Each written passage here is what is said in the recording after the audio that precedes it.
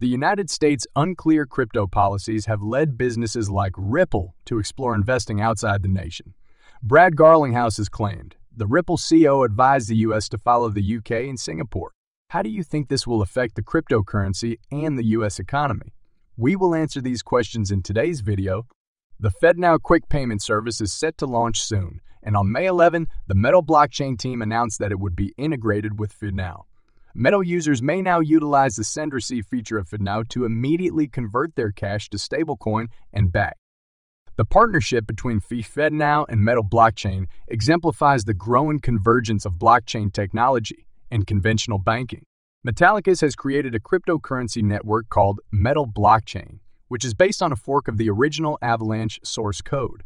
It was created so that developers working on decentralized financial DeFi systems would have alternatives that wouldn't break the law. As a sign of its dedication to identity verification and anti-money laundering, AML safeguards. Metal's creators have stressed the network's basis of Bank Secrecy Act, ZO, compliance. Developers may create and apply asset transfer rules on Metal blockchain's X-chain subnet. A token may be issued with some limitations, such as being used exclusively by residents of the United States or being unavailable for trade until the next day.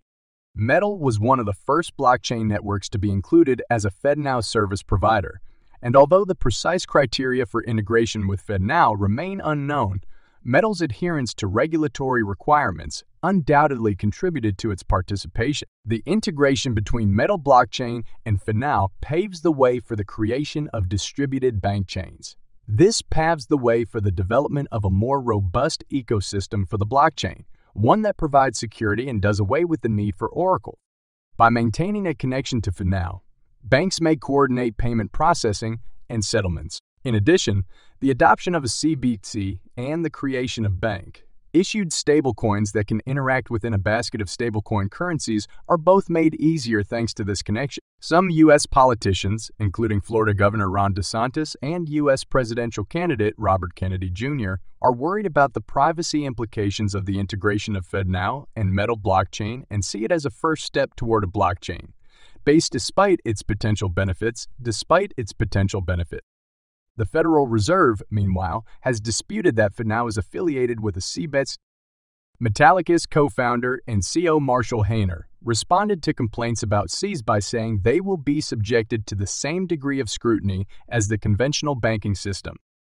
The integration of Metal blockchain with FedNow, he said, would improve the current financial infrastructure and promote safe and efficient payment processing between banks, therefore putting to rest the issues surrounding CBDCs. Finally, the integration of FedNow and Metal blockchain represents a significant step forward in the world of fast payments and decentralized finance. Because of this connection, consumers may easily exchange fiat currency for stablecoins, opening the door to greater financial inclusion and efficiency. Metal blockchain's approach to regulatory compliance and the possibility of distributed bank chains show how conventional banking institutions and blockchain technology are converging, a trend that will shape the future of digital payments.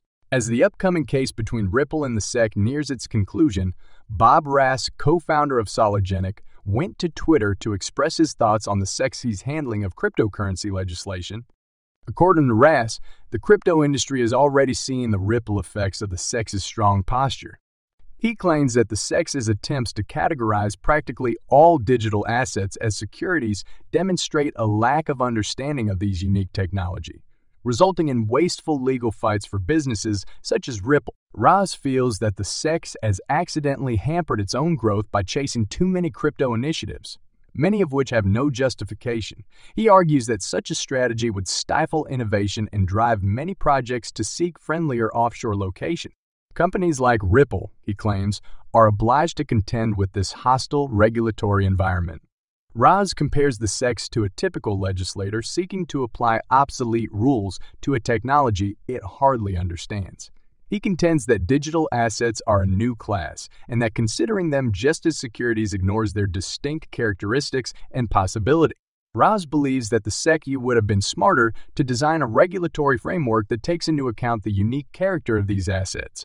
Rass also notes that subsequent developments in the Ripple litigation have shown contradictions in the SEC's position. He contends that there are plausible grounds to suspect that not all digital assets meet the requirements for classification as securities. He claims that these findings might have an influence on other companies, such as Coinbase. Rass urges the SEC to forsake its enforcement heavy strategy in favor of a regulatory structure that supports innovation while still protecting investors.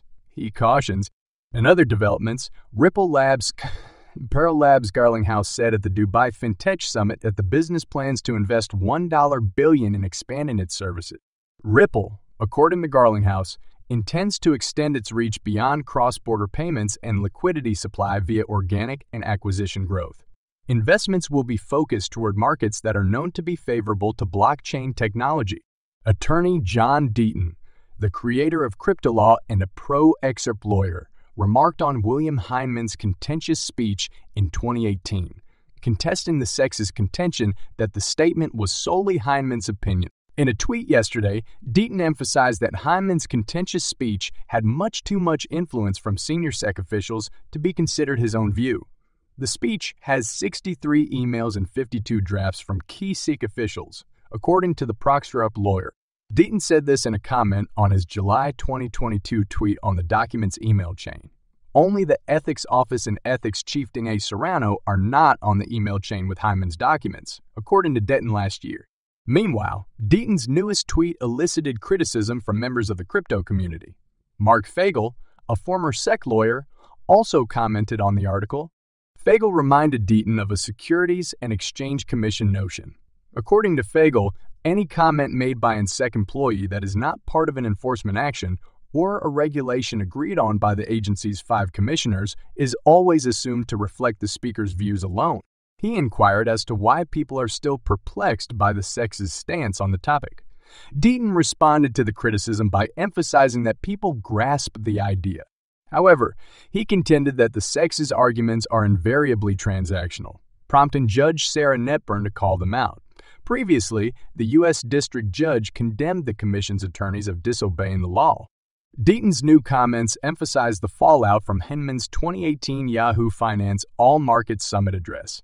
During his lecture, Heinemann proclaimed Ethereum and Bitcoin to be non-securities. The remark drew attention from the crypto community when Ripple demanded the materials that led to the speech's composition. The paper, known colloquially as Heinemann's documents, details internal SEC debates around the speech. Remember that when Ripple mentioned the paper, the SEC stated that the speech represented Heinemann's viewpoint, not the Commission's. Deaton has maintained his opposition. After Judge Sarah Netburn refused the SEC's application to seal the documents, the SEC revised its stance. It is worth noting that, as previously reported by the crypto basic Judge Annalisa Torres, just ordered the unsealing of Heinemann's records in her latest judgment. Following the ruling, Ripple CEO Brad Garlinghouse said that the company's attorneys will guarantee that Heinemann's documents were made public with no redactions. According to reports, the address will be published on June 13, 2023. However, there's persistent speculation that Heinemann's documents may never be seen since the SEC and Ripple may reach an agreement before the deadline. At the time of publication, it was unclear if the parties were considering the details of a prospective settlement.